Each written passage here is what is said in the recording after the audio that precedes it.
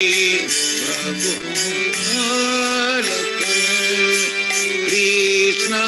Kirtana Gana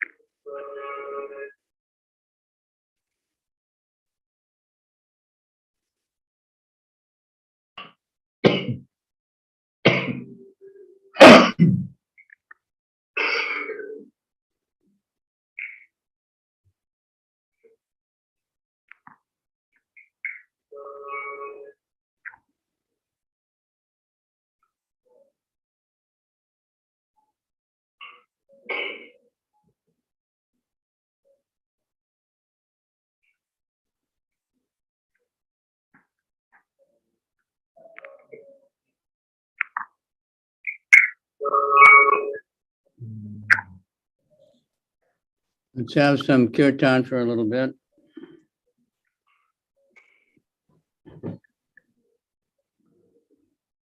You can play some kirtan. Sable and Varanasi. All right.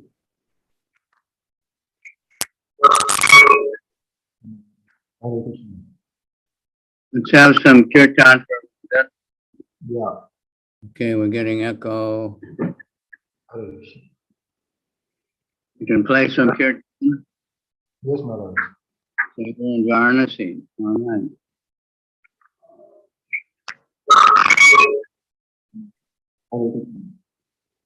Let's have some kirtan.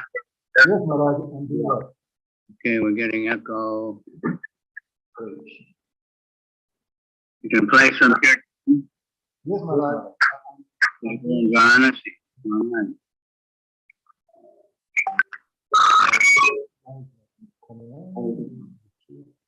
Let's have some kirtan. Yes, Maharaj. Okay, we're getting echo. You can play some kirtan. Yes, Maharaj. Sable and Varanasi. All right.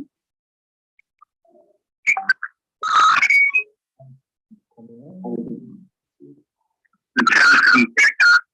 Yes, Maharaj. Okay, we're getting echo. You can play Yes, Maharaj. Sable and Varanasi.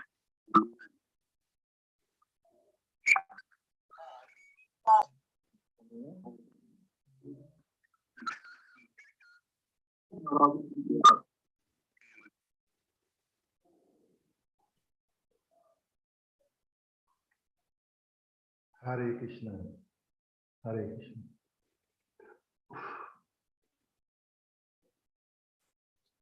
Hare Krishna.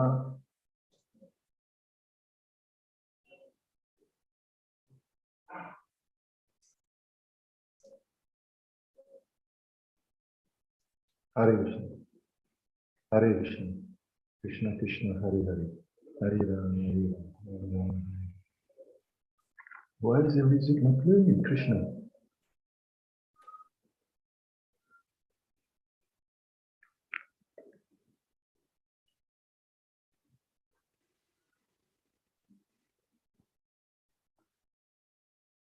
Okay.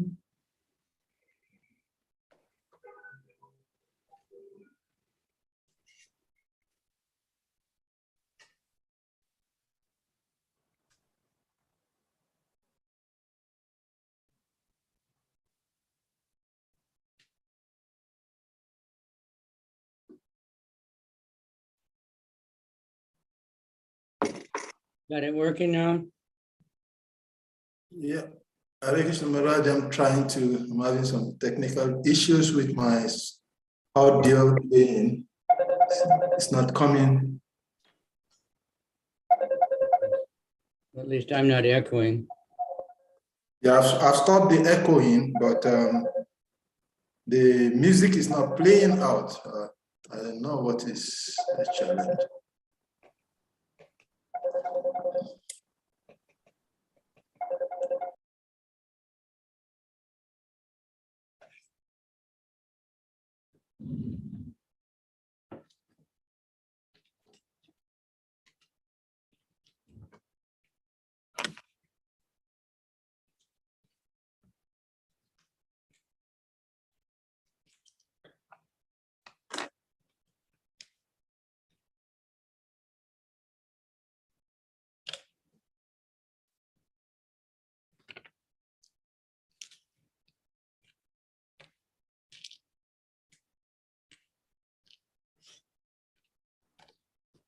Hare Krishna, Krishna Krishna, Hare Hare Ram, Ram Ram. Hare Krishna, Krishna.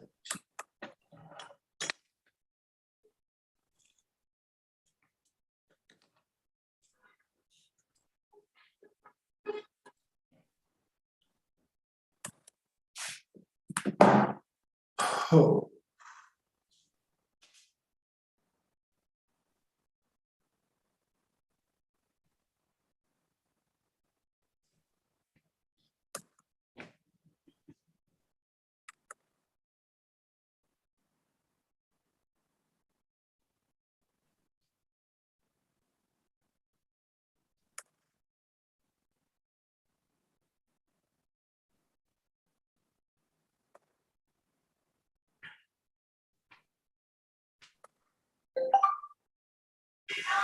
Jai Radha Madhava Punya Bihari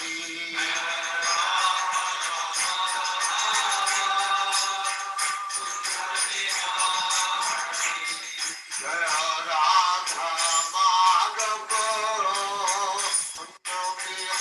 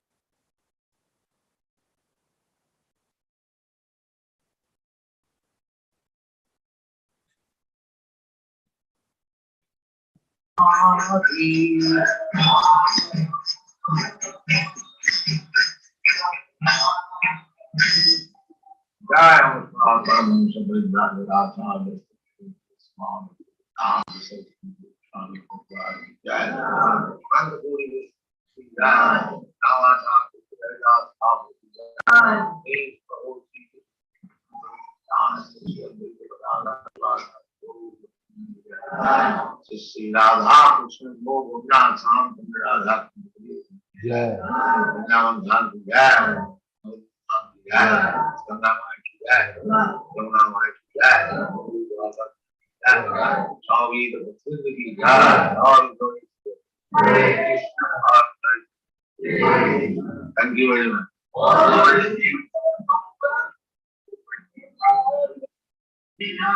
Jai Radha. Okay, Maharaj, we can start.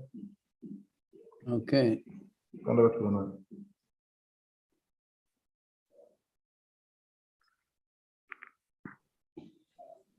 Okay. We're starting Om Namo Bhagavate Vasudevaya. Om Namo Bhagavate Vasudevaya. Om Namo Bhagavate Vasudevaya.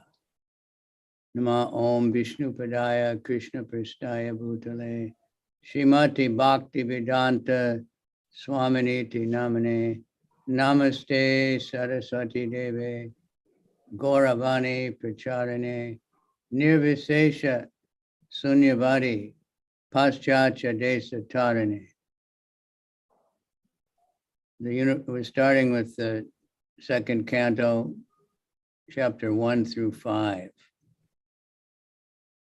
And according to the lesson plan, it says, first we read overview of chapter 1, which is text 1 through 12 of chapter 1 of the second canto. So we're not doing all the verses, evidently.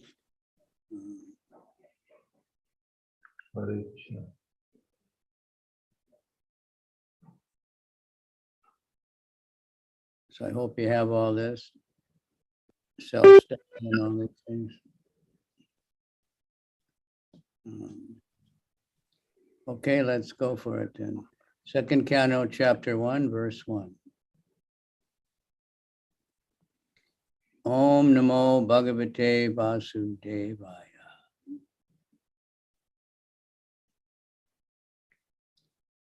O my Lord, the all-pervading personality of Godhead, I offer my respectful obeisances unto you. Somebody read the purport?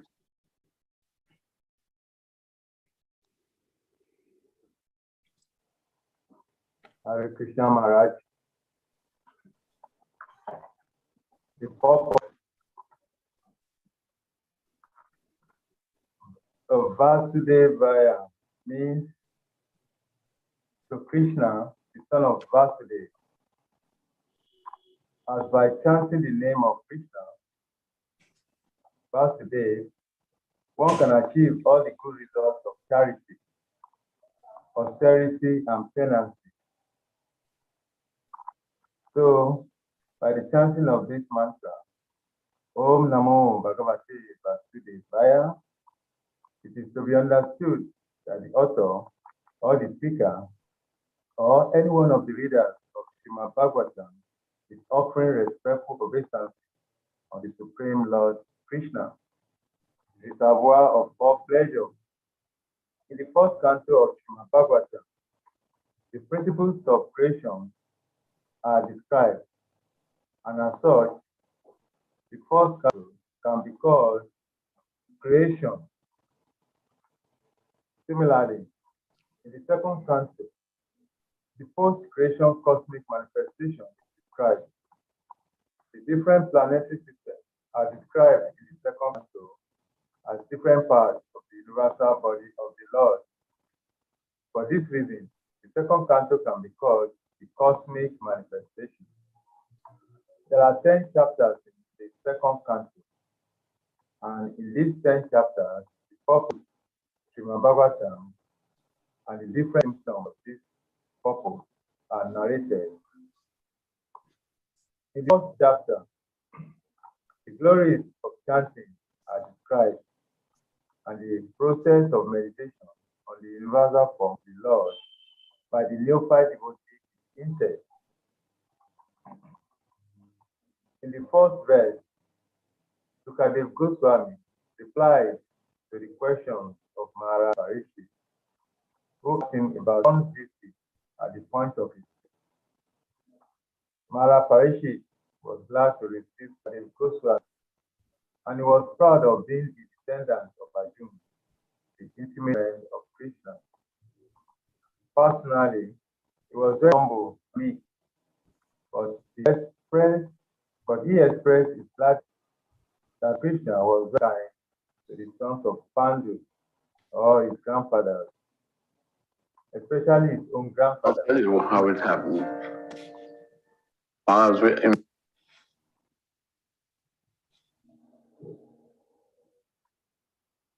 Hare Krishna Maharaj. Okay. Text number 1. Yes, I think he hasn't finished the.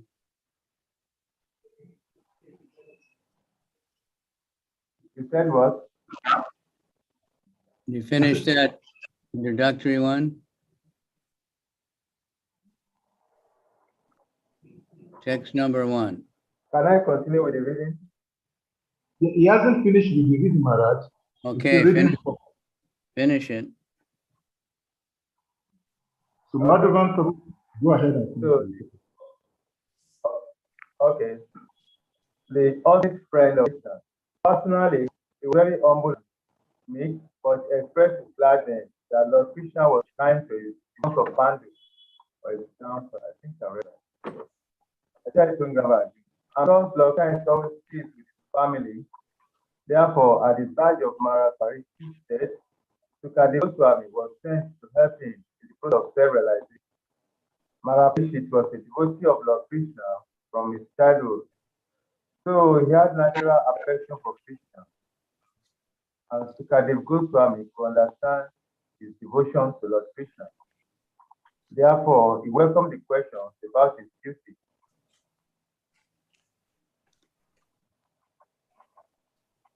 Because the king hinted that worship of Lord Krishna is the ultimate function of every living entity. Sukadeva Goswami welcomed the suggestion and said, because you have raised questions about Krishna, your question is most glorious. The translation of the first verse is as follows. Hare Krishna. Hare Krishna. 211. Okay. Text 1. Shall I continue? Yeah, you can. Okay, all right. Text 1. Translation. Sri Sukadeva Goswami said, my dear king, your question is glorious because it is very beneficial to all kinds of people. To hear the answer to the question is the prime subject matter of hearing and is approved by all transcendentalists. Purpose. Even the question is so nice that it is the best subject matter for hearing. Simply by such questioning and hearing, one can achieve the highest perfectional stage of life.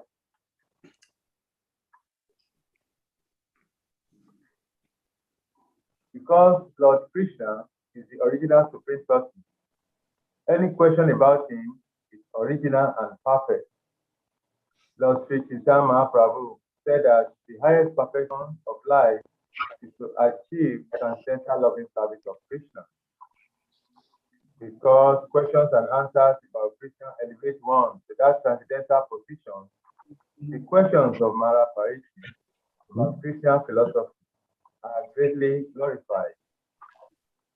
Mara Parishi wanted to absorb his mind completely in Krishna, and such absorption can be effected simply by hearing about the uncommon activities of Krishna. For instance, in the Bhagavad Gita, it stated that simply by understanding the transcendental nature of Lord Krishna's appearance, his appearance, and activities, one can immediately return back home, back to Godhead, and never come back to this miserable condition of material existence. It is very auspicious, therefore, to hear always about Krishna. So Mara Parishi requested Sukadeva Goswami to narrate the activities of Krishna so that he could engage his mind in Krishna.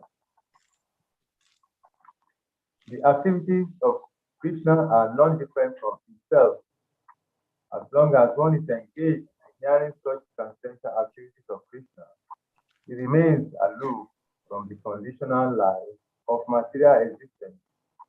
The topics of Lord Krishna are so auspicious that they purify the speaker, the hearer, and the inquirer, They are compared to the Ganges waters, which flow from the toe of Lord Krishna. Wherever the Ganges waters go, they purify the land and the person who bathes in them. Similarly, Christian Kata, or the topics of Krishna, are so pure that wherever they are spoken, the place, the hearer, the inquirer, the speaker, and all concerned become purified.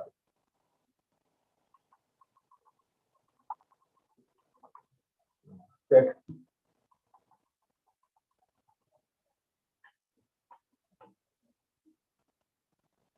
Text 2.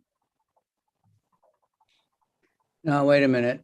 So who remembers the questions that Perkit asked? It's right at the end of what we read last week, the end of the first canto.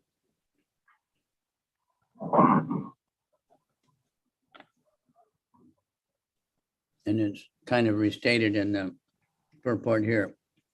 He says, "You are the spiritual master of great saints and devotees.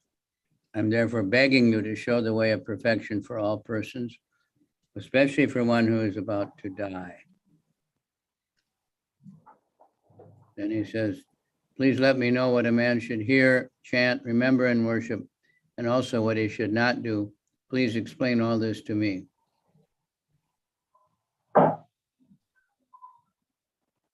All right. Somebody else can read the next verse.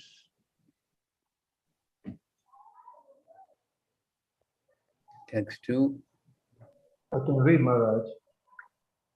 Yep. Translation.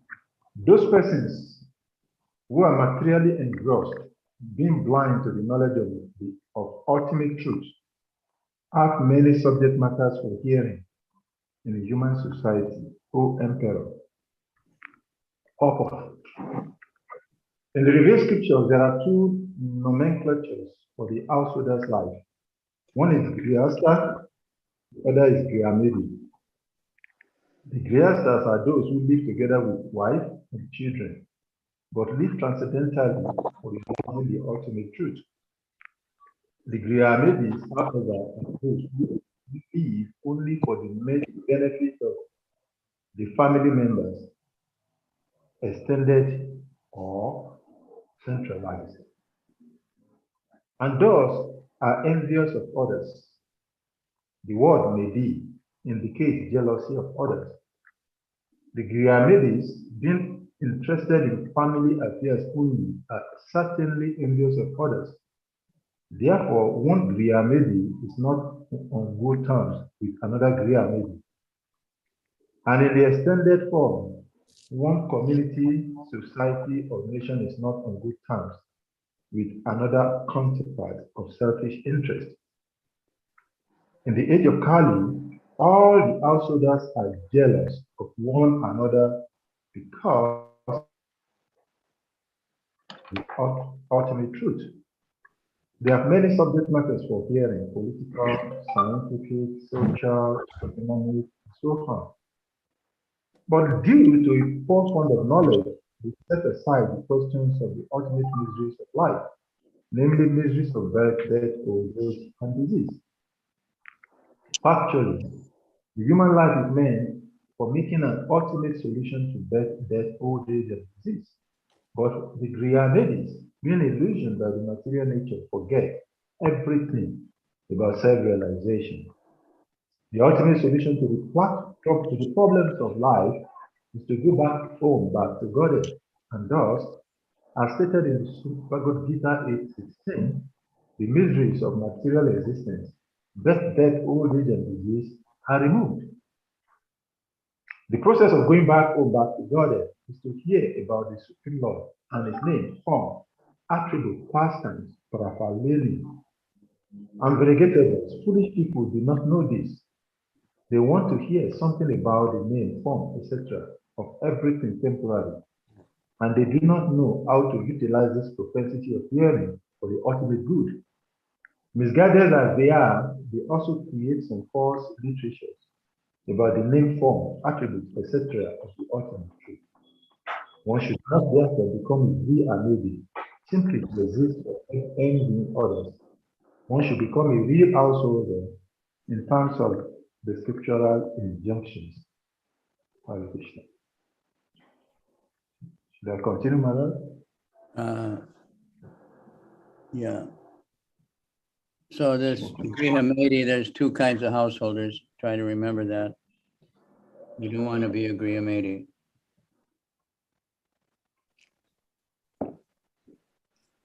They're living in the house just to die. That's what it literally means.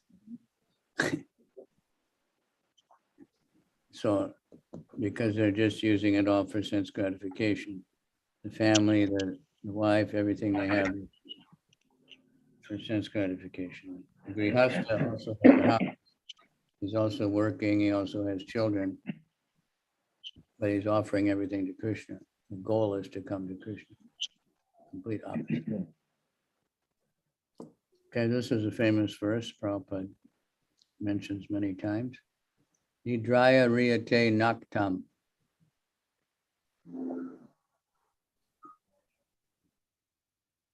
Vyavayena chavavaya. Diva karte haya rajan.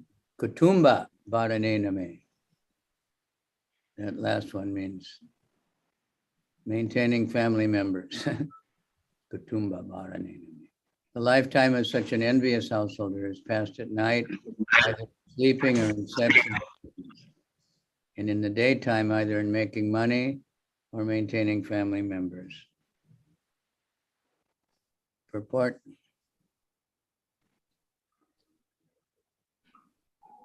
The present human civilization is prevalent based on the principles of sleeping and self-indulgence at night and then earning money in the day and spending the same for family maintenance. Such a form of human civilization is condemned by the Bhagavata school. Because human life is a combination of matter and spirit soul, the whole process of Vedic knowledge is directed at liberating the spirit soul from the contamination of matter. The knowledge concerning this called Atma Tattva. Those men who are too materialistic are unaware of this knowledge and are more inclined to acknowledge development for material enjoyment. Such materialistic men are called karmis, or fruited laborers, and they are allowed regulated economic development for association of women for sex indulgence. Those who are above the karmis, that is the jnanis, yogas, or devotees, are strictly prohibited from sex indulgence. The karmis are more or less devoid of Atma Tattva knowledge, and as such, their life is spent without spiritual profit. The human life is not meant for hard labor, for economic development, or is it meant for sex indulgence like that of the dogs and hogs? It is specifically meant for making a solution to the problems of material life and the miseries thereof. So the karmis waste their valuable human life by sleeping and sex indulgence at night, and by eating. And after doing so, they try to improve the standard of materialistic life. The materialistic way of life is described here in a nutshell, and how foolishly men waste the boon of human life is described as follows. Text number 4. So Prabhupada on one lecture about this verse, he said they're working so hard to get money.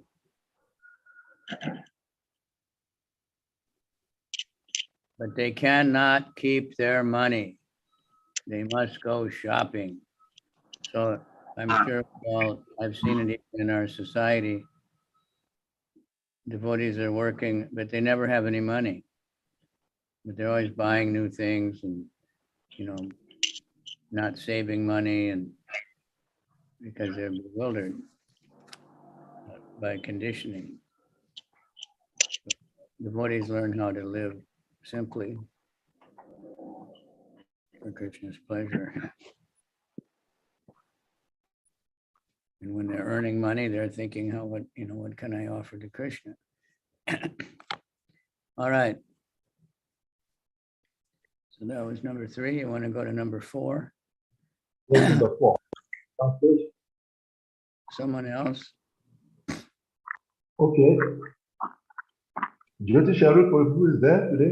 It's also one that Prabhupada quotes quite often. Deha patra kalatre radishu atma sanyeshu vastapi tesham pramato nidanam pashyanapi na pashyati.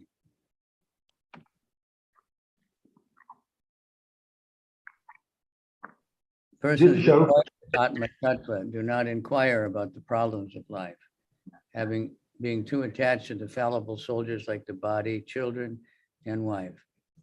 Although sufficiently experienced, they do not see their inevitable destruction.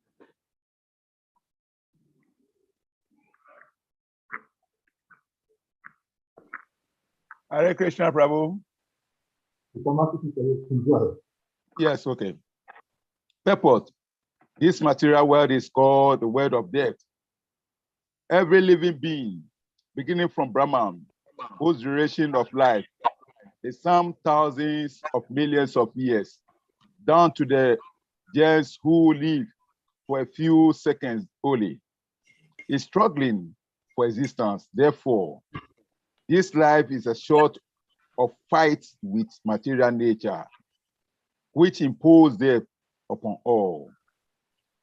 In the human form of life, all living being is competent enough to come to an understanding of this great struggle for existence. But being too attached to family members, society, country, etc., he wants to win over the invincible material nature by the aid of bodily strength, children, wife, relative, etc. Although he is sufficiently experienced in the matter by dint of past experience and previous examples of his disease predecessors, he does not see that the so-called fighting soldiers like the children, relatives, society members, and countrymen are all fallible in the great struggle. One should examine the fact that his father or his father's father has already died, and that he himself is therefore also sure to die. And similarly, his children, who are the would-be fathers of their children, will also die in due course. No one will survive in the struggle with material nature. The history of human society definitely provides it. Yet, the foolish people still suggest that in the future, they will be able to live perpetually with the help of material science.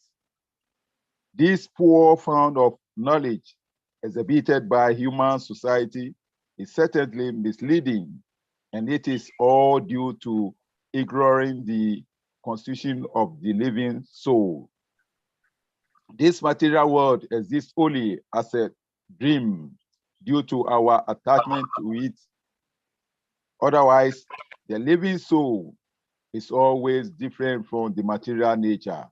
The great ocean of material nature is tossing with the waves of time, and the so-called living conditions are sometimes like forming bubbles, which appear before us as bodily self, wives, children, society, countrymen, etc. Due to a lack of knowledge of self, we become victimized by the force of ignorance, and thou spoil the variable energy of human life in a vain search after permanent living conditions, which are impossible in this material world.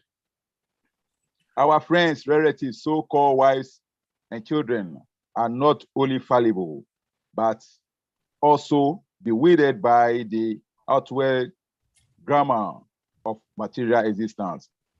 and such they cannot save us. So we think that we are saved within the orbit of family, society, or country. The whole materialistic advancement of human society, human civilization is like the creation of a dead body. Everyone is a dead body, flapping over for a few days, and yet all the energies of human life is being wasted in the creation of this dead body. Sukadev Goswami is pointing out the duty of the human being after showing the actual position of bewildered human activities. Persons who are devoid of the knowledge of Atma Tattva are misguided, but those who are devotees of the Lord and have perfect realization of transcendental knowledge are not bewildered. Hare Krishna. Hare Krishna. Yeah, Hare Krishna. Yes. So that is test 4. Okay. It's a continuation of, understanding the degraded condition of the materialistic people. Okay. So let's go on. Okay. All these are very, often quoted. Tasmad Bharata Sarvatma Bhagavan Ishvaro Hari Shrotavya Kirtitavyascha Smartav Yas Chas Chetabayam. O descendant of King Bharat, one who desires to be free from all miseries must hear about, glorify, and remember the personality of Godhead, who is the super soul, the controller, and the savior from all miseries. So now he's telling him what you should do. That was one of his questions. What should I do? All right. Okay. Read now. So purport. In the previous verse, Sri Sukadev Goswami has described how the foolish materially attached men are wasting their valuable time in the improvement of material conditions of life by sleeping, indulging in sex life, developing economic conditions, and maintaining a band of relatives who are to be vanquished in the air of oblivion. Being engaged in all those materialistic activities, the living soul entangles himself in the circle of the law of fruitive actions. This entails the chain of birth and death in the 8,400,000 species of life. The aquatic, the vegetables, the reptiles, the birds, the beasts, the uncivilized men, and then again the human form, which is the chance for getting out of the circle of fruitive action. Therefore, if one desires freedom from these various circles, vicious cycles, then one must cease to act as a kami or enjoyer of the results of one's own work. Good or bad, one should not do anything, either good or bad, on his own account, but must execute everything on behalf of the Supreme Lord, the ultimate proprietor of everything that be. This process of doing work is recommended in the Bhagavad Gita 9:27 also, where instruction is given for working on the Lord's account. Therefore, one should first of all hear about the Lord. When one has perfectly and scrutinizingly heard, one must glorify his art and deed, and thou it will become possible to remember constantly the transcendental nature of the Lord, hearing about the glorifying the Lord identical with the transcendental nature of the Lord. And by so doing, one will always in the association of the Lord. This brings freedom from all sort of fear. The Lord is the super soul, Paramatma, present in the heart of all living beings, and thereby the above hearing and glorifying process, the Lord invites the association of all in his creation. This process of hearing about the glorifying the Lord is applicable for everyone, whoever he may be, and it will lead one to the ultimate success in everything in which one may be engaged by providence. There are many classes of human beings, the fruity workers, the empiric philosophers, the mystic yogis, ultimately, the unallowed devotees. For all of them, one and the same process is applicable for achieving the desired success. Everyone wants to be free from all kinds of fear, and everyone wants to the fullest extent of happiness in life. The perfect process for achieving this here and now is recommended in the Srimad Bhagavatam, which is uttered by such a great authority as Srila Sukadev Goswami. By hearing about the glorifying the Lord, all a person's activities become molded into spiritual activities, and thou all concession of material measures become completely vanquished. Hare Krishna. Wow. Quite clear, no holds barred, right?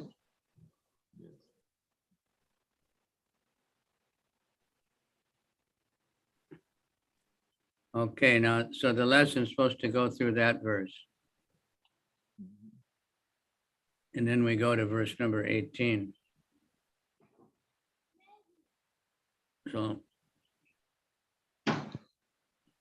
So here we have the problem in society and then what should be done.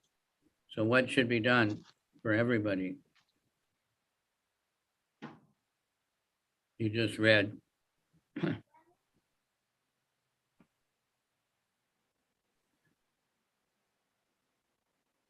Haribo?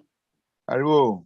Yeah, what are we supposed to do about all these problems in the world, in our own conditioning? It's about devotional service to the Lord.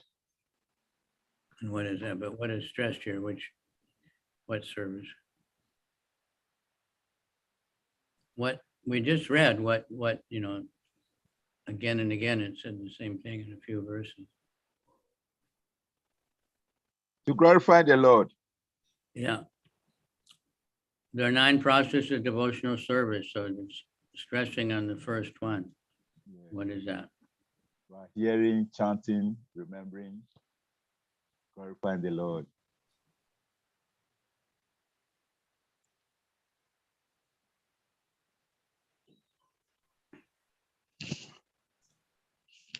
Okay. Now we're supposed to go to chapter 2, verse 1 through 5. Chapter 2, verse 1. Chapter 2 is the Lord in the heart.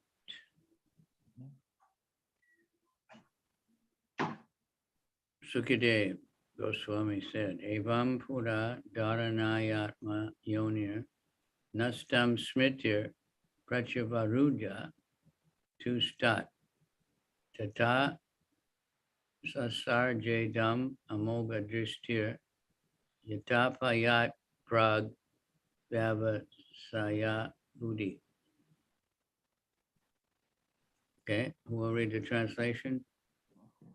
2nd chapter, verse 1.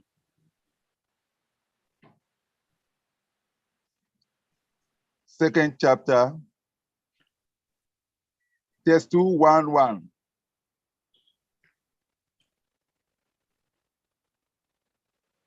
Hare Krishna Maharaj. Yeah. You said there's chapter 2:1:1. Wait a minute.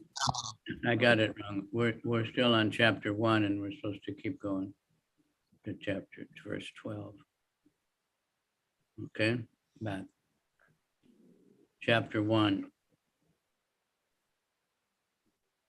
verse 6.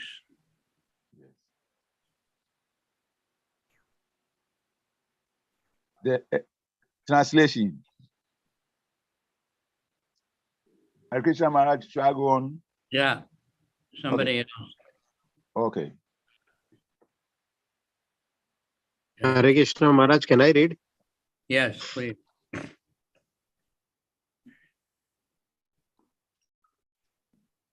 Translation: the highest perfection of human life achieved either by complete knowledge of matter and spirit, by practice of mystic powers, or by perfect discharge of occupational duty, is to remember the personality of Godhead at end of life.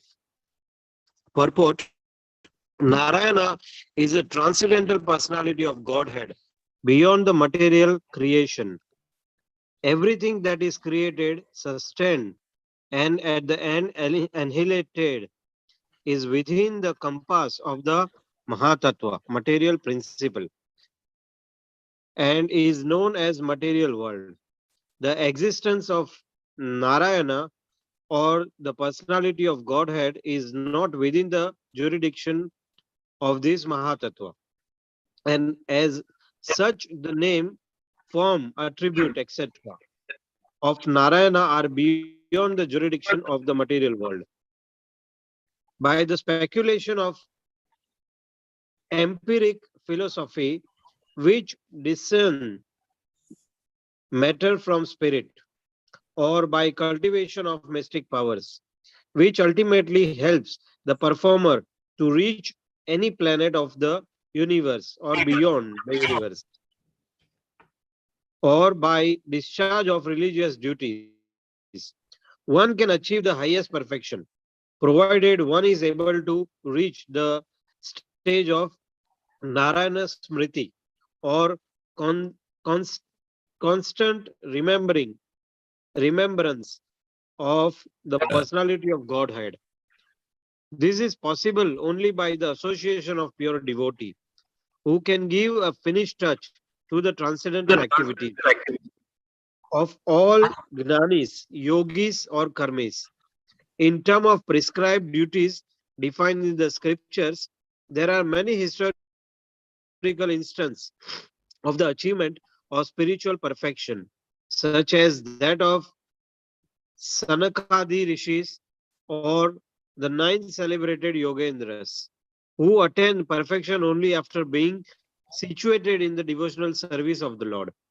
None of the devotee of the Lord ever deviated from the path of devotional service by taking to other method as adopted by Gnanis or Yogis. Everyone is anxious to achieve the highest perfection of his particular activity, and it is indicated here in that such perfection is Narayana Smriti, of which everyone must endeavor his best. In other words, life should be molded in such a manner that one is able to progressively remember the personality of Godhead in every step of life. Maharaj, can I continue? Yeah, you're reading very nicely, but can you Maharaj, give a little quick summary of that on your own?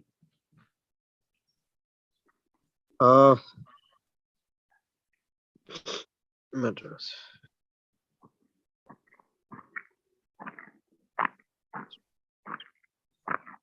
What is the goal of life, in other words? That's what's mentioned here. Maharaj, remembering the Lord or personality of Godhead at the end of our life. So how can we hope to do that?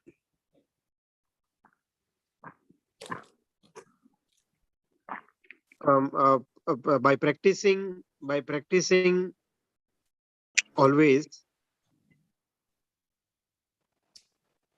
or by remembering the Lord every time, every Yeah. moment of the life. Yeah. Shravana Kirtana Smarana. Shravana Kirtam, yeah, Maharaj. Whatever you hear and chant about, you're going to remember. Yes. So most people remember what they read in a newspaper or what they watch on television. That's what they talk about. So they can remember that. If we ask them to remember Krishna, they'll say, well, I don't have a good memory.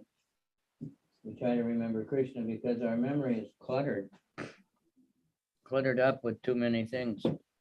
But we have to purify it by constant hearing and chanting. Then Krishna in the heart, we've been trying to remember him steadily our whole life. At the time of death, no matter what happens, Krishna will force himself into our memory. He's very merciful. Everyone must endeavor for this. Life should be molded in such a manner that one is able to progressively remember the personality of Godhead. If we see Krishna in everyone's heart, then we can really preach to them, and see behind all the different stuff that's going on. Behind it, people will question, well, why is there war? Why are there all these things? Because the people are not following Krishna. They're wanting all this stuff. So they get the karmic reactions from it, sinful reactions. Okay, next verse is number 7.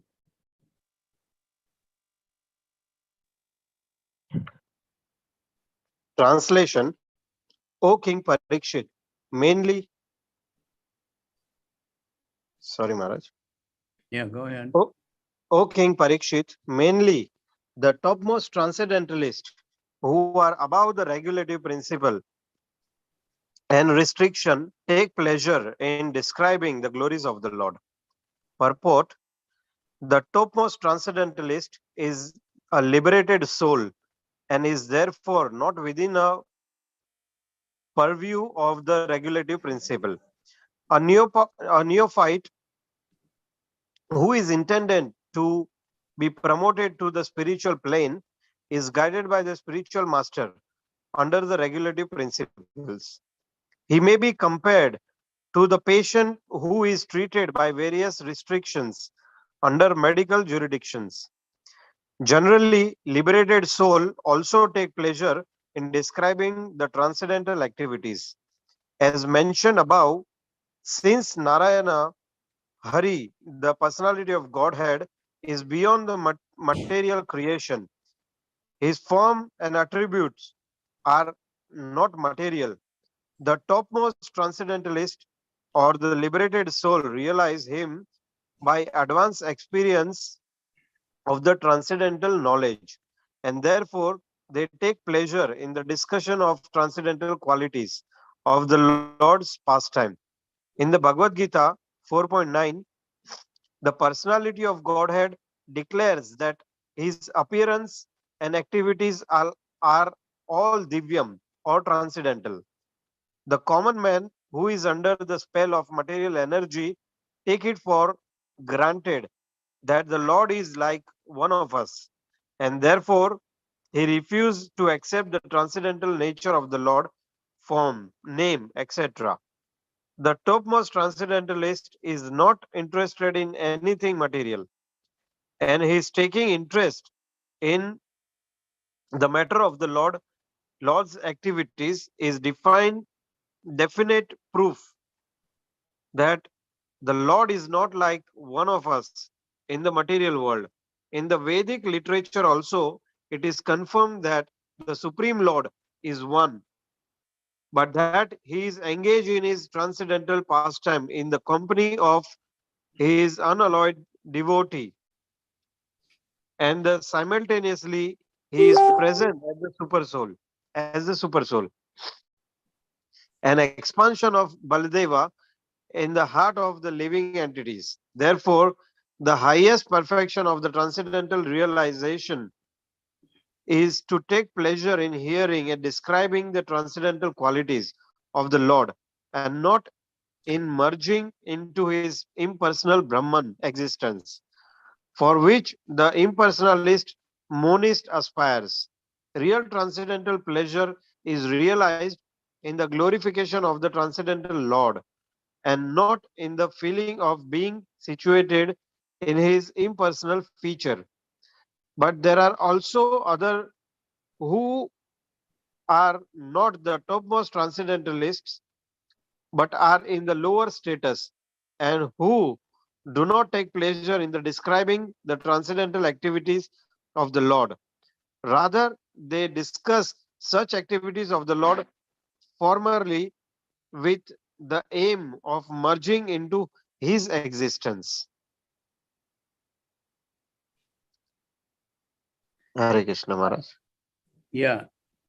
So who would like to comment? This is all very important, because my buddies and their teaching is merging, and even, the neophyte Christians and everything have the same idea. You just die and you go to heaven, but they can't describe what it is or anything. And they don't describe you having a personality or any kind of activities or relationships with anybody. Some of them do, but in general. So this is the real knowledge. This is the real understanding of all scripture. We're persons, God is a person, and we're separated and we want to get back together. That's all. The process is to hear about Krishna. It's simple, very simple, but not so easy because everybody wants to hear and chant about everything else.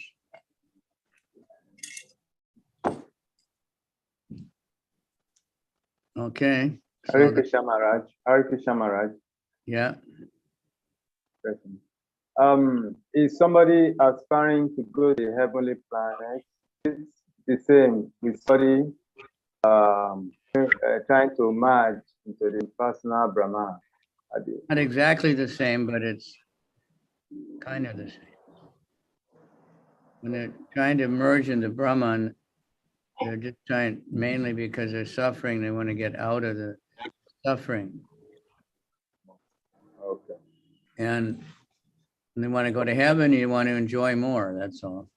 But they don't usually describe, what the heaven is. Different people have different ideas, right? There's 7 years waiting for you or something. So Speculations. I don't know what, I remember what I saw as pictures of heaven when I was a kid. I was certainly never, attracted. They just showed an angel sitting on a cloud playing a harp or something, right? Couldn't understand me. Just out in the middle of nowhere. So, that would be all right for a little while, but not, like everybody likes to be alone. But the heavenly planets are full of life, but much better life. So, some Christians have some idea like that. More, the fiction writers and stuff, they more try to describe what is hell. That's easier, right? Thank you, Maharaj. Okay. Yeah. Okay, let's go on in our verses. Text 8, translation. At the end of Dwapar Yuga, I studied this great supplement of Vedic literature named Srimad Bhagavatam, which is equal to all the Vedas, from my father, Srila Dvaipayana Vyasadev.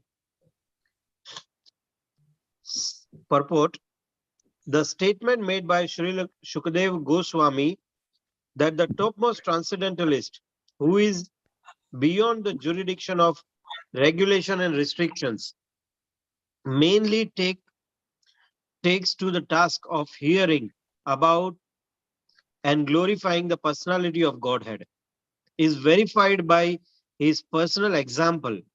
Sukadev Goswami, being a recognized, liberated soul, and the topmost transcendentalist, was accepted by all of the topmost sages present in the meeting during the last 7 days of the Maharaj Parikshit. He cites from the example of his life that he himself was attracted by the transcendental activities of the Lord, and he studied Srimad Bhagavatam from his great father, Sri Dvayapayana Vyasadeva. Srimad Bhagavatam, or for that matter, any other scientific literature, cannot be studied at home by one's own intellectual capacity. Medical book of the anatomy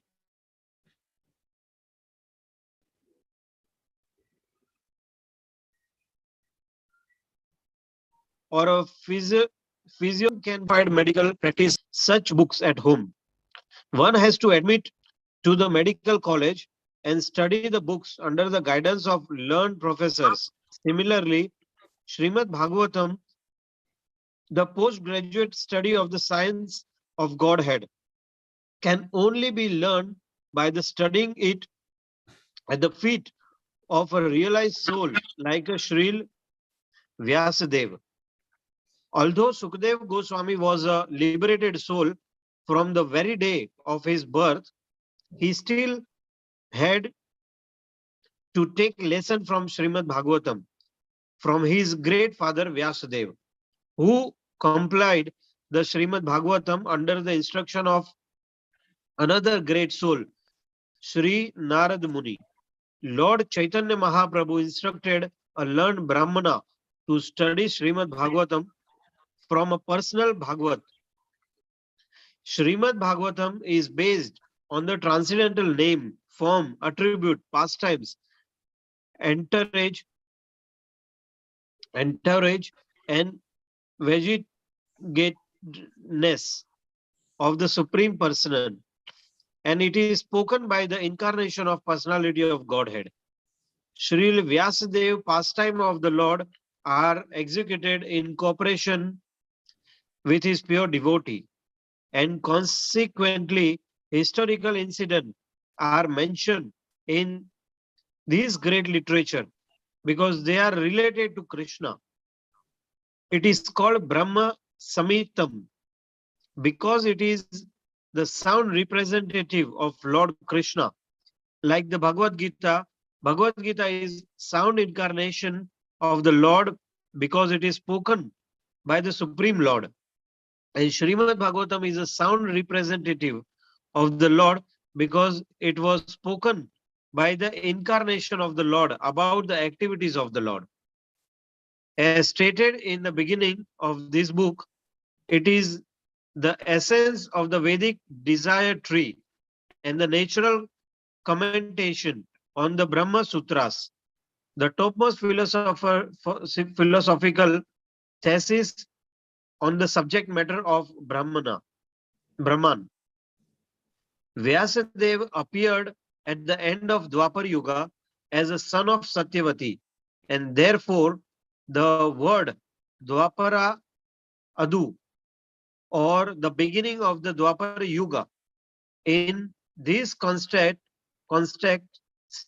means just prior to the beginning of the Kali Yuga. The logic of this statement, according to Srila Jiva Goswami, is comparable to that of calling the upper portion of the tree the beginning. The root of the tree is a beginning of the tree.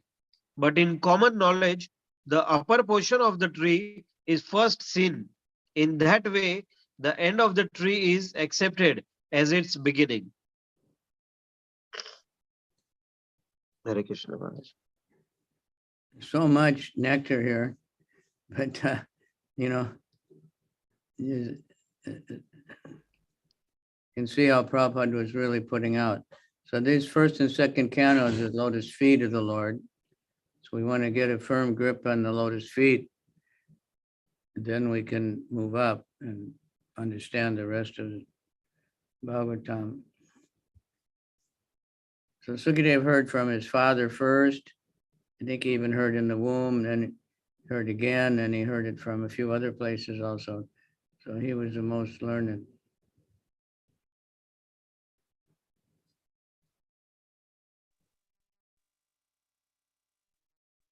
Dvaipayan of Vyas means because he was born on an island born. And, but he's incarnation of Krishna for knowledge. So he did tapasya, but he wasn't satisfied, even though he'd done all the Vedas and written down and compiled them and divided them, and all the Puranas and the Itihasas. You can read in the end of the 12th canto how many Puranas, how many pages, how many verses are in each of the Puranas. So he wrote all that. He still was not satisfied because he did not properly glorify the Supreme Personality of Godhead. So this is what this is all talking about. Srimad Bhagavatam Gita is a sound incarnation of the Lord, and Srimad Bhagavatam, because it's spoken by the Lord, Bhagavatam is a sound representative because it's spoken by the incarnation of the Lord about the activities of the Lord. Krishna covers everything himself. Okay, any comment on that one? You want to just swallow it up? If you just point out one thing you caught your attention. Anybody? I think, Maharaj, Hare Krishna.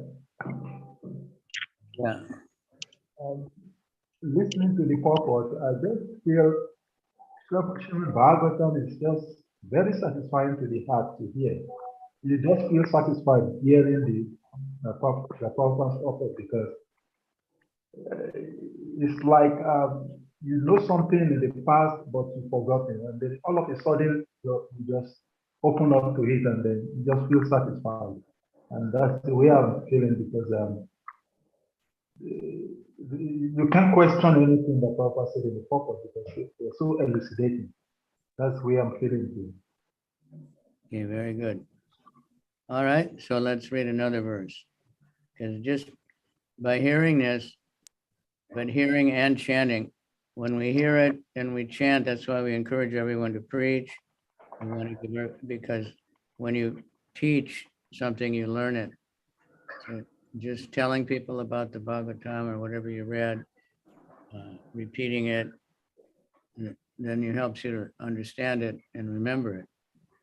Helps you to put it into your life. Okay. So next is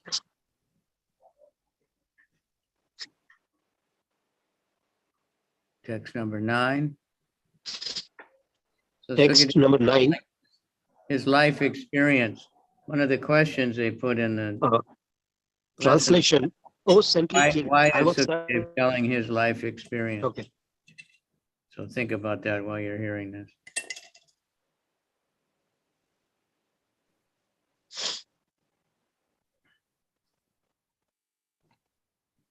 Go ahead, whoever's next.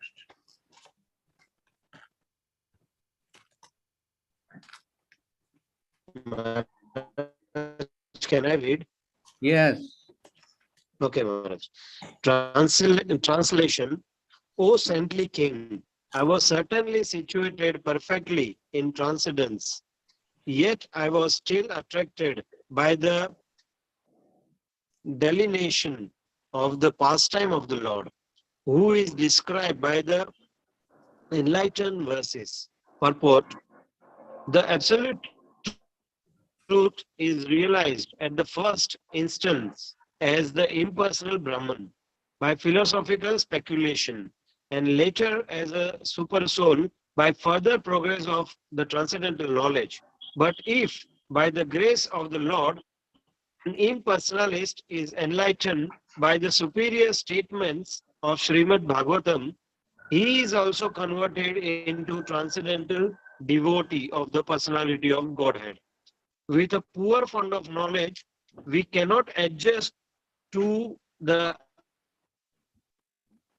idea of the personality of absolute truth, and therefore the personal activities of the Lord are deplored by the less intelligent impersonalists. But reason and arguments, together with the transcendental process of approaching the absolute truth, help even the staunch impersonalists to become attracted by the personal activity of the Lord. A person like Shukadev Goswami cannot be attracted by any mundane activity. But when such a devotee is convinced by the superior method, he is certainly attracted by the transcendental activities of the Lord. The Lord is transcendental and are his activities.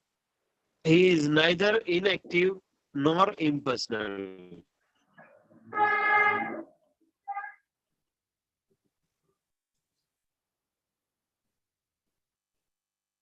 Maharaj, should I continue? Active nor impersonal. So Prabhupada, in his Vyas Puja, he said, absolute ascension thou hast proved, impersonal calamity thou hast moved. So this is, Prabhupada did that over and over and over again. He gave us the pastimes of the Lord, but he gave this philosophy also. He's a person, so we hear about his activities, and then that's very charming and all attractive. Krishna includes everything else, and much more than Narayan or Vishnu or any of the other names.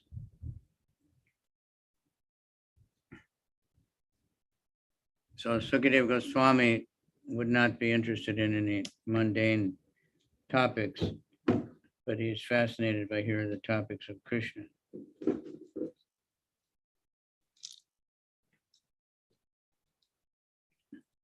All right, so number 10. Salika, you can pick out who to read next. I'll just read the Sanskrit. Tadaham te vidasyami mahapurushika bhavam yasya shada devan asu shan mukunde mati sati. Hare Krishna. Chitra Prabhu, can you read? Chitra Prabhu, are you available? Chitra.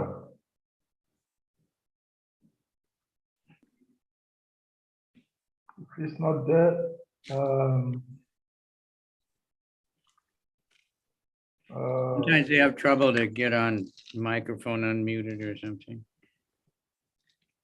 okay, I think Chitra Prabhu is the one using TechnoSpark 8. And who else is there? Okay, Chitra Prabhu is not ready. Kamala Krishna Prabhu was there before. Who is that? Chitra Prabhu, okay, you can go ahead. That's very smart of that time. You're far from the microphone. Are you using speakerphone?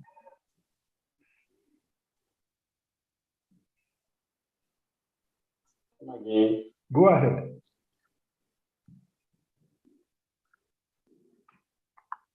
That's very smart, but I can try for you because you are the most sincere devotee of Lord Krishna.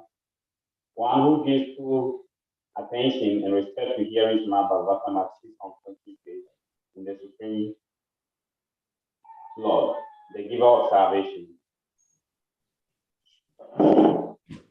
Therefore, Srimad Bhagavatam is recognized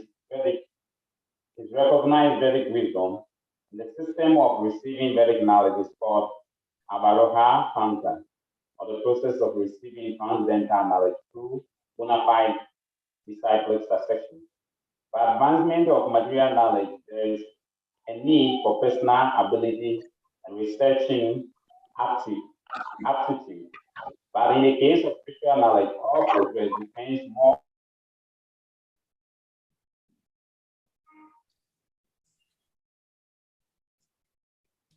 or less. It of the spiritual enlightenment of spiritual science.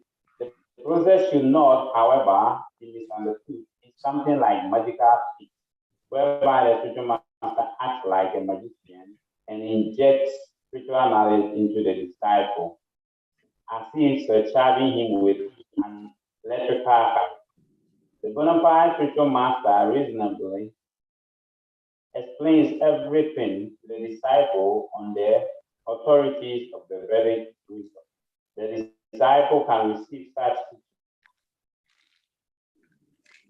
teachings not exactly intellectually, but by submissive inquiries and a service attitude. The idea is that both the spiritual master and the disciple must be bona fide. In this case, the spiritual master, Swami, is ready to recite exactly what he has learned from his great father, Srila Vyasadeva, and the disciple, Maharaj Parashit, is a great devotee of Lord Krishna. A devotee of Lord Krishna is he who believes sincerely that by becoming a devotee of the Lord, one becomes fully equipped with everything spiritual. This teaching is imparted by the Lord himself in the pages of the Bhagavad Gita, in which it is clearly described that the Lord, Sri Krishna, is everything, and that to surrender unto him solely and wholly makes one the most perfectly pious man. This unflinching faith in Lord Krishna prepares one to become a student of Srimad Bhagavatam. And one who hears Srimad Bhagavatam from a devotee like Swami is sure to attain salvation at the end, as Maharaj Parashit said. The professional reciter of Srimad Bhagavatam and the Svedhu devotee whose faith is based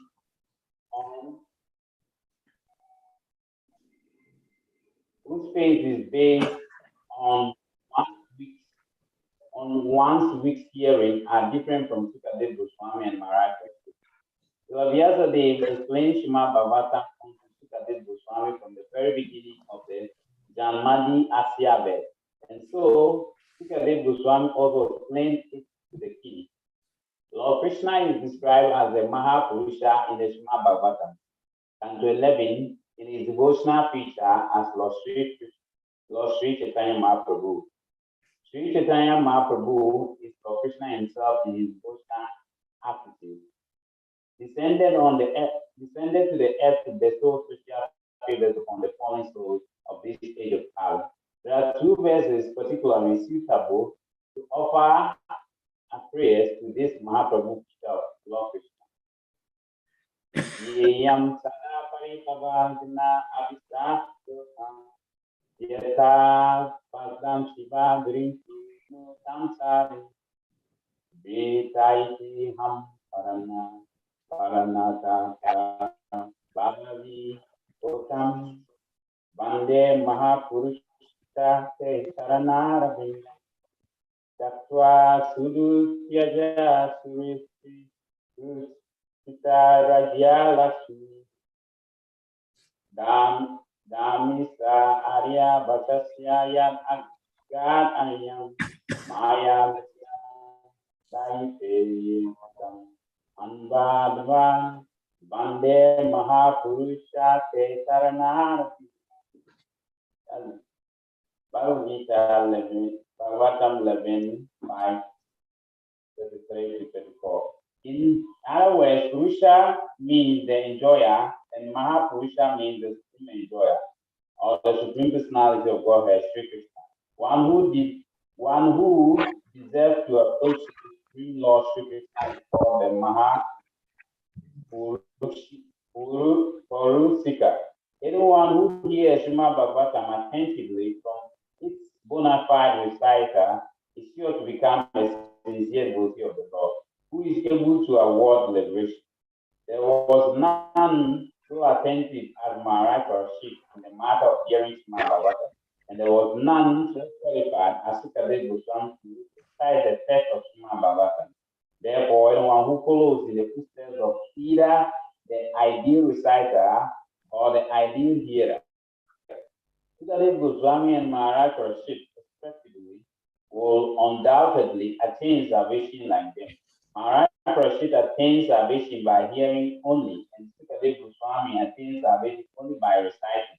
Recitation and hearing are two processes out of 9 devotional activities, and by strenuously following the principles, either in all or by parts, one can attain the absolute plane. So the complete text of Srimad Bhagavatam, beginning with the Janmadi Asya verse up to the last one in the 12th canto, was spoken by Sukadeva Goswami for the attainment of salvation by Maharaj Sastri. In the Padma Purana, it is mentioned that Gautama Muni advised Maharaj Ambarisha to hear regularly Srimad Bhagavatam as it was recited by Sukadeva Goswami. And hearing, it is confirmed that Maharaj Ambarisha heard Srimad Bhagavatam from the very beginning to the end, and it was spoken by Sukadeva Goswami. One who is actually interested in the Bhagavatam, therefore, must not play with it by reading or hearing a portion from here and a portion from there. One must follow in the footsteps of great kings like Maharaj Ambarisha or Maharaj Rashid, and hear it from a bona fide representative of Sukadeva Goswami. Hare Krishna. All right, well, that's it. So what did you pick out from there as the essential teaching, which is stated many times in different ways?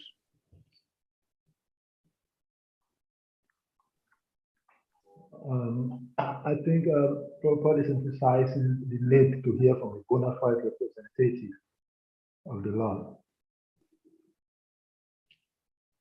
Yeah, and what it says, if the process depends on what?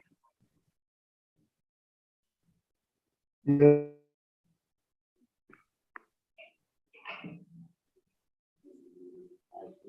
It's a really long purport. Yes. Hearing from the right persons, hearing from the right So representative. all progress depends more or less on the mercy of the spiritual master.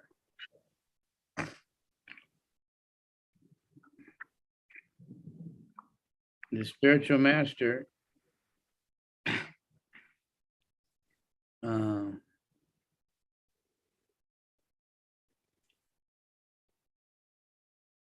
must be satisfied with the disciple, and then the knowledge is automatically manifested before the student, and it should not be misunderstood. Now, the reason Prabhupada is saying this, that the spiritual master is like some sort of magician. There was one famous so-called guru or spiritual master, I'm not sure, and he touched his disciple on the head or something and said, now I've given you all my knowledge, like just zapped it over, like you transfer something by Bluetooth or something. And then he said, but now I'm drained out, I have nothing left. And Prabhupada did not approve of that idea. It's given by hearing and chanting. But still, when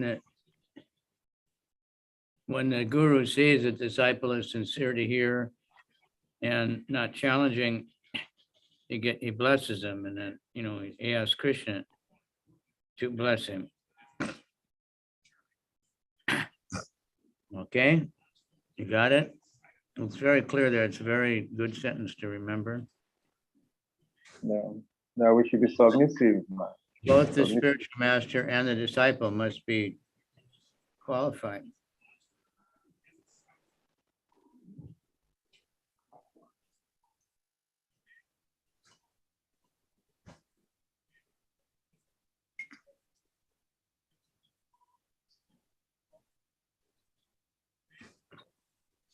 the example is just like a man and woman. If the man is potent and the woman is fertile, then there'll be children. Otherwise, no matter how many times they have sex, they're not going to have children unless that qualification is there. All right, so that's a really nice purport. These are really spectacular. You know, every time I read these, it seems better and better. You know, it's the nature of transcendental literature. Okay, number 11, we're on now. Yes, text number 11. Can I read, Maharaj? Yep. O King, constant chanting of the holy name of the Lord after the ways of the great authorities is a doubtless and fearless way of success for all, including those who are free from all material desires, those who are desirous of all material enjoyment, all those who are self-satisfied by dint of transcendental knowledge. Purpose. In the previous verse, the great necessity for attaining the attachment to Mukunda has been accredited. There are different types of persons who desire to attain success in different varieties of pursuits. Generally, the persons are materialists who desire to enjoy to the fullest extent of material gratification. Next to them are the transcendentalists who have attained perfect knowledge about the nature of material enjoyment and thus are aloof from such an illusory way of life.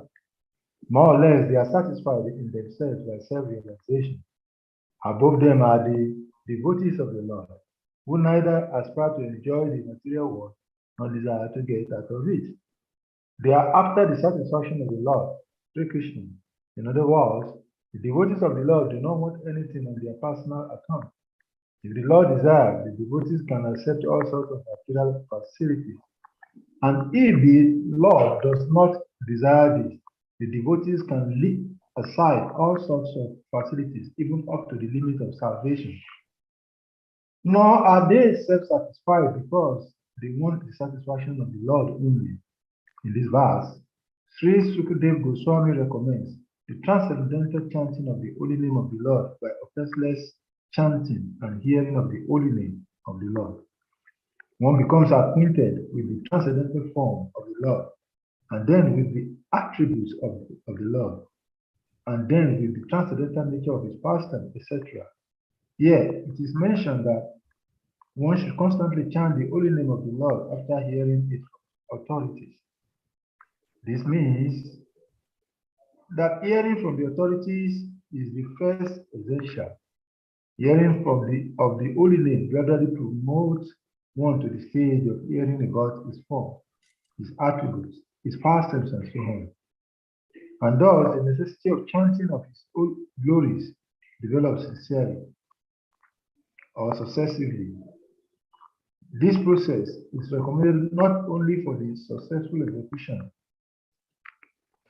of devotional service, but also even for those who are materially attached. According to Sri Sukadev Goswami, this way of attaining success is an established fact, concluded not only by him, but also by all other previous acharyas. Therefore, there is no need of further evidence. The process is recommended not only for the progressive students in different departments of ideological success, but also for those who are already successful in their achievements as fruitive workers, as philosophers, or as devotees of the Lord. Jiva Goswami instructs that chanting of the holy name of the Lord should be loudly done, and it should be performed offenselessly as well. As recommended in the Padma Purana, one can deliver himself from the effects of all sins by surrendering himself unto the Lord. One can deliver himself from all offenses at the feet of the Lord by taking shelter of his holy name. But one cannot protect himself if one commits an offense at the feet of the holy name of the Lord. Such offenses are mentioned in the Padma Purana as being 10 in numbers. The first offense is to vilify the great devotees who are preached about the glory of the Lord. The second offense is to see the holy name of the Lord in terms of worldly distinction. The Lord is proprietor of all the universes, and therefore he may be known in different places by different names, but that does not in any way qualify the fullness of the Lord. Any nomenclature which is meant for the Supreme Lord is as holy as the others because they are all meant for the Lord. Such holy names are as powerful as the Lord, and there is no bar for anyone in any part of the creation to chant and glorify the Lord by the particular name of the Lord as it is locally understood. They are all auspicious, and one should not distinguish such names of the Lord as material commodities. The third offense is to neglect the orders of the authorized acharya and spiritual master. The fourth offense is to vilify scriptures of Vedic knowledge. The fifth offense is to define the holy name of the Lord in terms of one mundane calculation. The holy name of the Lord is identical with the Lord himself, and one should understand the holy name of the Lord to be non-different from him. The sixth offense is to interpret the holy name. The Lord is not imaginary, nor is his holy name. There are persons with a core fund of knowledge who think the Lord to be an imagination of the worshipper, and therefore think his holy name to be imaginary. Such chanter of the holy name of the Lord cannot achieve the desired success in the matter of chanting the holy name. The seventh offense is to commit sins intentionally on the strength of the holy name. In the scriptures, it is said that one can be liberated from the effect of all sinful actions simply by chanting the holy name of the Lord. One who takes advantage of this transcendental method and continues to commit sin on the expectation of neutralizing the effects of sin by chanting the holy name of the Lord is the greatest offender at the feet of the holy name. Such an offender cannot purify himself by any recommended method of purification. In other words, one may be a simple man before chanting the holy name of the Lord, but after taking shelter in the holy name of the Lord and becoming immune, one should strictly restrain oneself from committing sinful acts with a hope that his method of chanting the holy name will give him protection. The eighth offense is to consider the holy name of the Lord and his chant method to be equal to some material auspicious activities. There are various kinds of good work for material benefit, but the holy name and his chanting are not mere auspicious holy services. Undoubtedly, the holy name is holy service, but it should never be utilized for such purposes. Since the holy name and the Lord are of one and the same identity, one should not try to bring the holy name into the service of mankind. The idea is that the Supreme Lord is the superior enjoyer. There is a supreme enjoyer. He is no one's servant or other supplier. Similarly, since the holy name of the Lord is identical with the Lord, one should not try to utilize the holy name for one's personal service. The ninth offense is to instruct those who are not interested in chanting the holy name of the Lord about the transcendental nature of the holy name. If such instructions is imparted to an unwilling audience, the act is considered to be an offense at the feet of the holy name. The 10th offense is to become uninterested in the holy name of the Lord, even after hearing of the transcendental nature of the holy name. The effect of chanting the holy name of the Lord is perceived by the chanter as liberation from the conception of false egoism. False egoism is exhibited by thinking oneself to be the enjoyer of the world, thinking everything in the world to be meant for the enjoyment of oneself. only. The whole materialistic world is, among others, I take that again. The whole materialistic world is moving under such false egotism of I and mine. But the factual effect of chanting the holy name is to become free from such misconception. Hare Krishna. Wow. So, of course, we hear about these 10 offenses a lot. Many temples recite them every morning before japa period. And we have to know what to avoid. And the first one is called the mad elephant offense. In the village, the most feared animal is the elephant, the mad elephant, because you can't stop them unless you have a special elephant gun. They can destroy houses very easily. They can rip up trees. So if you let that offense into your life, into your heart, that's will prevent us from making progress.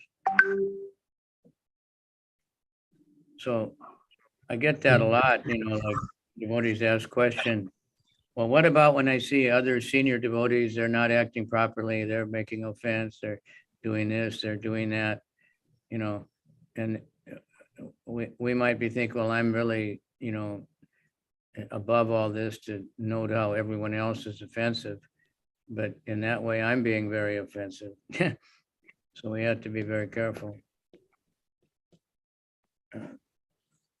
to correct ourselves, but so there we have to, how to avoid blaspheming devotees is to glorify devotees. And you can go through all these offenses. Mahanidhi Swami wrote 10 defenses.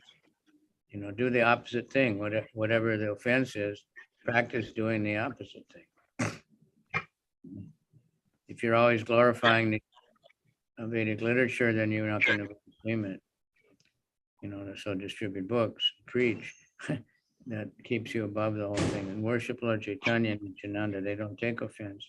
It doesn't mean we can be offensive and think, well, I'll just, chant the Panchatattva and they'll let me go. But accidental offenses. So the holy name is Krishna, so we have to be very attentive when we're chanting. I'm with Krishna somehow or other. Krishna is dancing on the tongue. So anyone else want to say something about, or is everyone completely free from all these offenses? That would be pure chanting. We're hopefully in the clearing stage, and we're clearing out the offenses, sometimes offensive, sometimes not offensive. Gradually become more and more towards the non-offensive side. But we have to be very careful. The mind is a real rascal.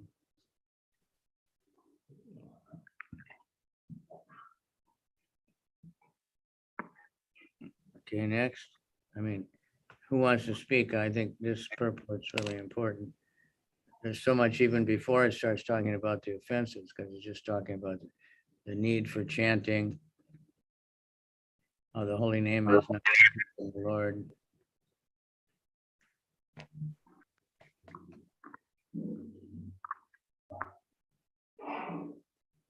Right?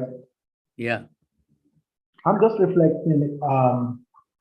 In the explanation just now, you were mentioning that sometimes devotees ask the question like, okay, someone else is been in devotional service for several years and they're not making advancements, so how do I get encouraged? But I'm thinking the other way around. Yeah. Who is saying, Lord Chaitanya Mahaprabhu, famous verse, Namo Mahavandayaya, is merciful, is priceless, is really giving the Krishna through the holy name. But then we have to still avoid offenses. Is that not a price to be paid to get Krishna? Is what? I'm saying that is avoiding offenses with chanting. Lord Chaitanya Mahaprabhu is said to be given the Krishna freely without any requirement. I can't follow. I don't know if I'm missing the connection is blurry or I can't exactly follow what you're saying. Okay, what I'm saying is that Lord Chaitanya Mahaprabhu is said to be most merciful incarnation of Krishna because it's given to them freely. And I'm saying that but to get Krishna through the holy name, we still have to avoid making offenses against the holy name. Isn't that a price? Isn't that a price to be paid to get Krishna? To avoid offenses, isn't it a price? Yeah, that's just like anything you do.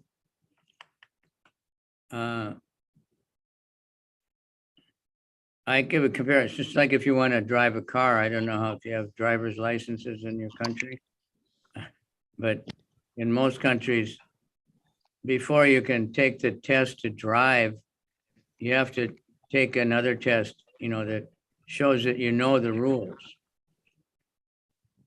You know what the speed limit sign means, you know what the no parking, you know which side of the road to drive on, all these different things. Then they let you actually try to drive. So you have to know what to avoid, otherwise you'll be in trouble. That's why we learn the law. Do not steal, do not kill, these things, so that we won't get in trouble. We can live in the world. So we have to know what's offensive, because basically everyone's trained in these 10 offenses in Kali Yuga. The mundane education, academic, is all doubt that there's God, doubt that there's any next life, doubt this, doubt that, everybody's taught, and fault finding is considered like something intelligent. The newspaper, it's politicians each other, religions criticize each other. So all these things we have to clean this out of our life because of the condition. So that's why these things are not new, because it's from the Padma Purana. All right. But Lord Chaitanya is more forgiving.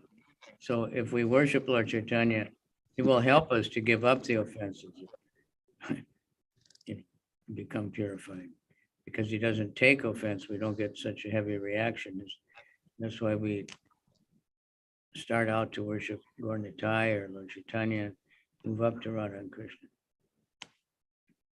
Part 8, you put on your camera so you can see your hand. And then the end of Maharaj. Hare Krishna. You put on your camera. This Alik, I'm not hearing you. Hare Krishna. Hare Krishna. Yes, can you put on your camera? You can't hear me, right?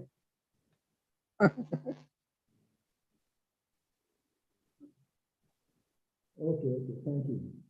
Maharaj, Chaitanya has a question. Okay, try again. Who's asking? Hare Krishna. Hare Krishna. It's not really a question, but this verse actually reminds me of Akama Sarva Kamuva verse. It's almost like the same thing. Akama Sarva Kamuva Moksakama Udarabi Simbena Bhakti Yogena.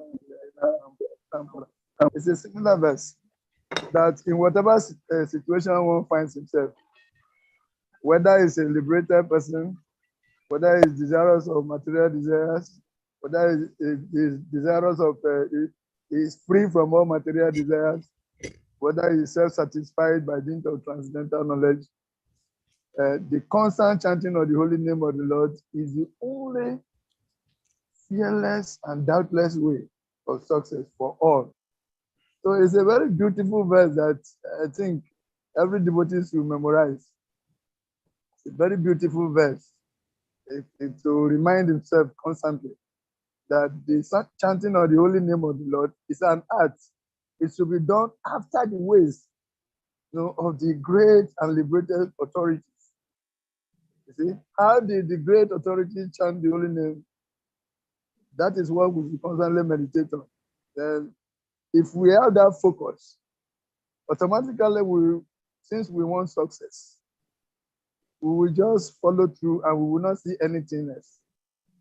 We will only see how the great authorities did it and attain success. Then we follow their path. So it's individual. It's a call for this test, is a call for individual personal application, as per the art and science of chanting the holy name. So we should all take it like that and focus on qualifying our japa. Then surely we attain fearlessness and success, in all our endeavors. So this is just what I wanted to add. Hare Krishna. Hare Krishna. Thank you. And you'll note that, here, Sukadev is saying, I'm talking to you because you're sincere and whatever. It's the same as Krishna telling Arjuna, because you are my devotee as well as my friend, I will tell you. Right? Same principle is always there.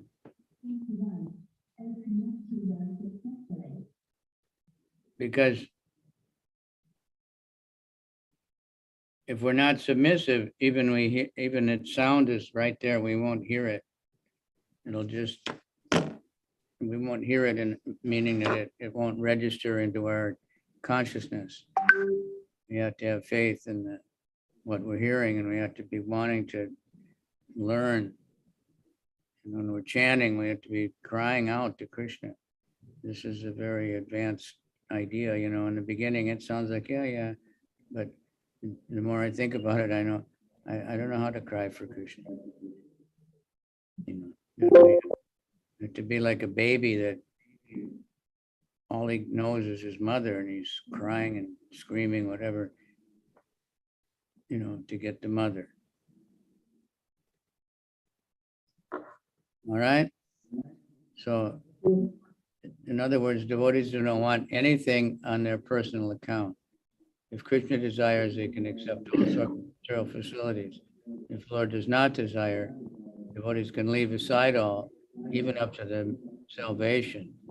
They are self-satisfied because they want the satisfaction of the Lord.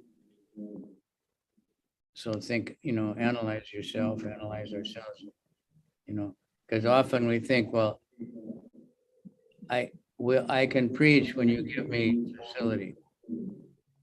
Then I can preach. You give me a new car and you give me this and so many money, and then I'll be able to preach. But that's not how it works. Sometimes Krishna gives somebody a lot, sometimes he doesn't give anything. But both are favor. It's meant to help us.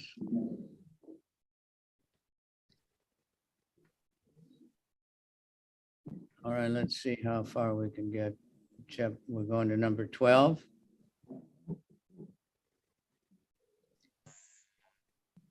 I hope everybody knows the 10 offenses, I think. So, okay. That's number 12. Kim Pramatasya Bahubi Parokshai Ayanai Baramuhutam Viditam Gatate Sreyase Yataha. What is the value of a prolonged life which is wasted, inexperienced by years of this world, in this world? Better a moment of full consciousness, because that gives one a start. So somebody has a lot of noise behind.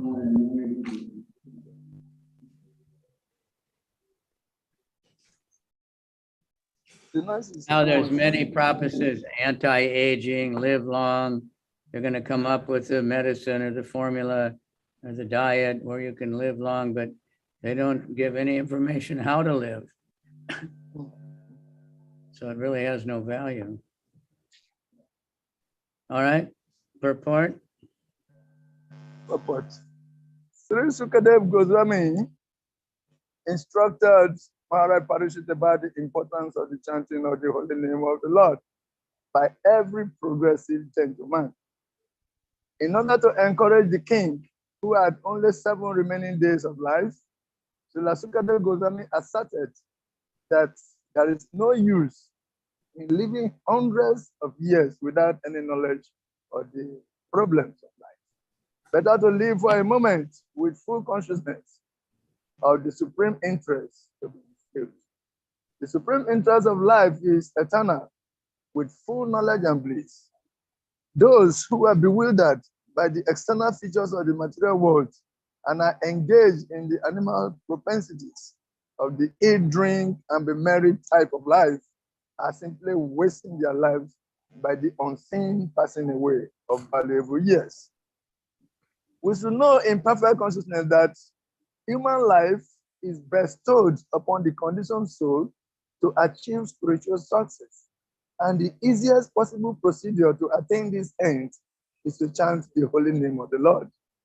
In the previous verse, we have discussed this point to a certain extent, and we may further be enlightened on the different types of offenses committed under the feet of the holy name. Srila Jiva Goswami Prabhu has quoted many passages from authentic scriptures and has ably supported the statements in the matter of offenses at the feet of the holy name. From Vishnu Yamala Tantra, Srila Jiva Goswami has proven that one can be liberated from the effects of all sins simply by chanting the holy name of the Lord. Quoting from the Markandeya Purana, Sri Goswamiji says that one should neither blaspheme the devotee of the Lord nor indulge in hearing others who are engaged in belittling a devotee of the Lord. A devotee should try to restrict the vilifier by cutting out his tongue, and being unable to do so, one should commit suicide rather than hear the blasphemy of the devotee of the Lord. The conclusion is that one should neither hear nor allow vilification of the devotee of the Lord. As far as distinguishing the Lord's holy name from the name of the demigods, the revealed scriptures disclose Bhagavad Gita 10:41, that all extraordinary powerful beings are the parts and parcels of the supreme energetic Lord Krishna. Except for the Lord himself, everyone is subordinate. No one is independent of the Lord. Since no one is more powerful than or equal to the energy of the Supreme Lord, no one's name can be as powerful as that of the Lord. By chanting the Lord's holy name, one can derive all the stipulated energy synchronized from all sources. Therefore, one should not equalize the supreme holy name of the Lord with any other name. Brahma, Shiva, or any other powerful God can never be equal to the Supreme Lord Vishnu. The powerful holy name of the Lord can certainly deliver one from sinful effects, but one who desires to utilize this transcendental potency of the holy name of the Lord in one's sinister activities is the most degraded person in the world. Such persons are never excused by the Lord or by any agent of the Lord. One should therefore utilize one's life in glorifying the Lord by all means, without any offense. Such activity of life, even for a moment, is never to be compared to a prolonged life of ignorance, like the lives of the tree and other living entities, who may live for thousands of years without proceeding advancement. All right, so that's the end of lesson 1. And of course, the whole stress has been on chanting the holy name for many verses. So we're all been chanting for many years,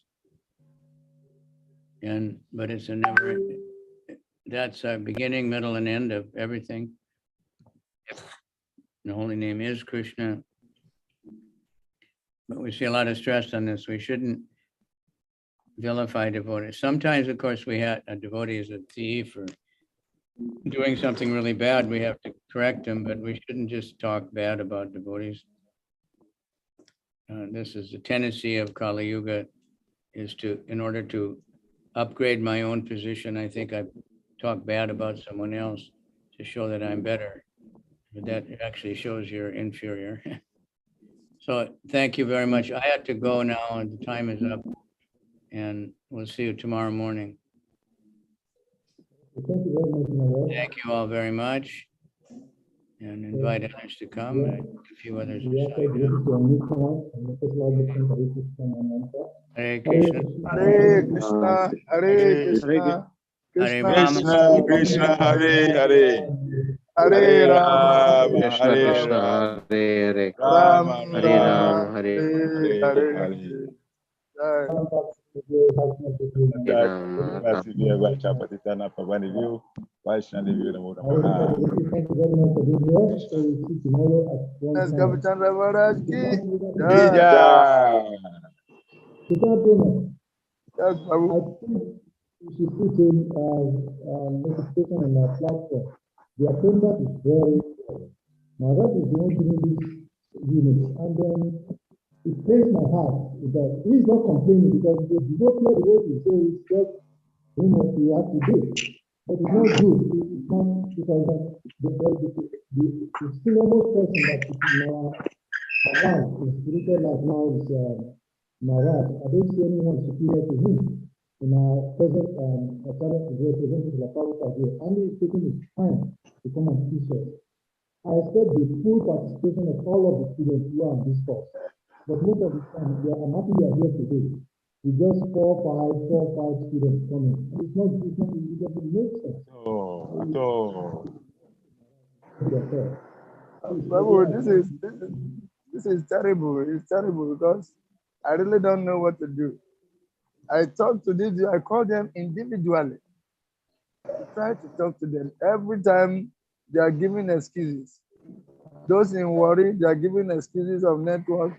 Those in they are giving excuses of being so busy, so many things. I mean, if you want to do something, try to do it right. Do it well. Dedicate this time for this program. Even if you find that the network is bad, identify a place where there is good network for this program. So I don't really know what to do. Yeah, devotees are, so I don't want to offend devotees, but at the same time, anything we're doing is worth doing well.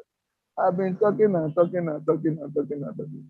This is what they choose to do. This is what they choose to do. You can manage your time. You can manage your time in a way that the 2 hours dedicated for this is given to it and you honor it. I mean, so that is it. This is the situation. You can see it for yourself. I'm not hearing you any longer.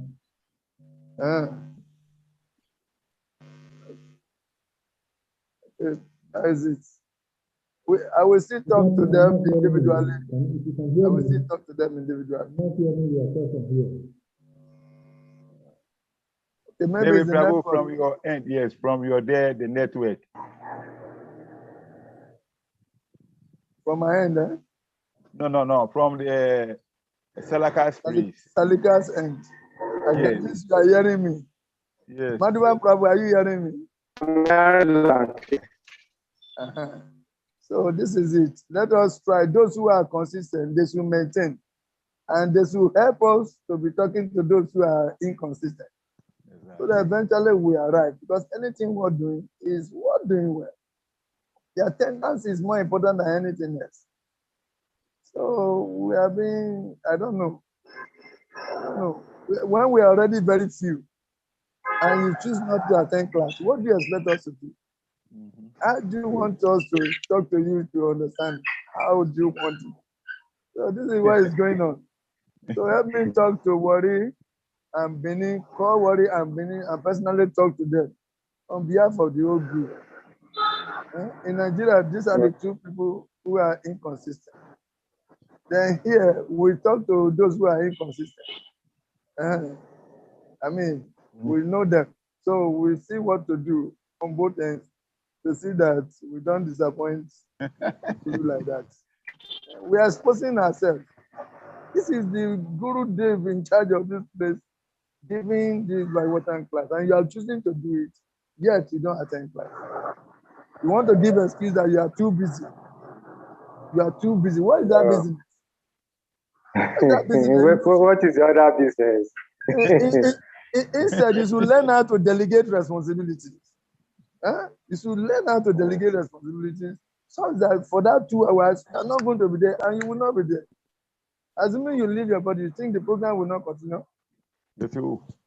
So you have to just be focused and be determined to attend this class. That's all. The determination is not strong. Therefore, the commitment is not strong. We are considering other things more important. So this is where our loss of focus is. That is the cause. Anyway, we'll continue to talk to ourselves and see whether there have been improvements. Hare Krishna. Thank you very much, Adhika Prabhu, for your concern. My little comment, bro. My little comment. I think some people just feel that they know everything, and I think going to class again is like, but this text is telling us that we should hear from the authoritative source, even the Srimad Bhagavatam. Hearing from the authority, and the highest authority we have is this Maharaj. So we should honor him, even honor ourselves, and we should be punctual. So, like I said, we talk to those of us in Nigeria. Yeah. Thank you very much, Prabhu. Thank you very much. We should talk to ourselves. The students will be calling each other and be also talking, to each other. Those who are in Nigeria, they should have a way of talking to each other. They should encourage each other. Understand? Those who are consistently, absent, you should call and talk to them as a matter of love in action, as a matter of concern. That this is becoming regular, and the teachers are saying this. The guru is saying this. Tomorrow you say somebody reports it to the guru. Yeah, you are reporting yourself by your inconsistency and lack of focus and lack of determination, lack of commitment. Then you think that somebody else is reporting you. But you are reporting yourself by this. So those things in Ghana, we talk to ourselves also, so that we can come up better.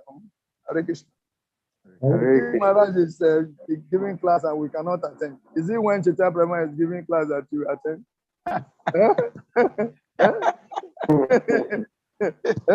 When Maharaj is giving class and you don't attend. When you go to the Srimad Bhagavatam class, when Maharajas are giving class, you see hundreds of people. But when Chaitanya Brahma is giving class, only maybe 12, 13, if it's lucky, 15. So now Maharaj is giving class and you people are inconsistent. Is it when Chaitanya Brahma is, I have a unit.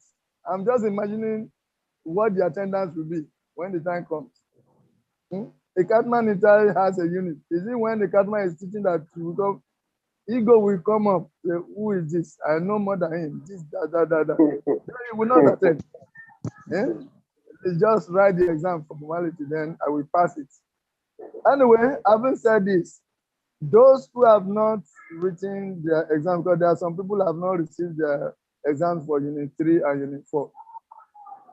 I don't know what their plan is, but these are requirements to be met.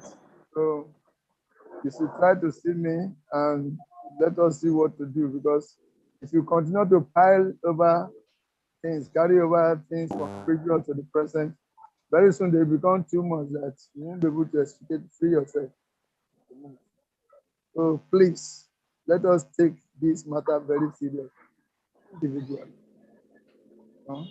Hare Krishna. Haribo. So, meanwhile, by next Sunday, we discuss the matter. We may have to give. Next week Sunday is I think just keeps next week Sunday from class and then exams, because it's Nisima Shatodasi. Okay, so but listeners, is it not fasting till evening? Yeah, for some temples like ours may not be focused, because we do have activities in the afternoon towards evening. So and then the class is in morning now. Class is morning to 1 p.m. and that 1 p.m. is when I have a lot of preparation to make to, and then I may not be able to be focused. But if okay, we excuse it, but okay, no problem. We'll see. We announce before the time. Usually during festival, they used to meet them. Okay, we'll see what to do. Thank you If very that much. happens, that means it will be the other weekend that we will write exams. And we are going deeper into this unit. We have not done exam for passing. So, okay, pile up, no problem. Hare Krishna. Hare Krishna. Hare Krishna. Thank you. Thank you very much.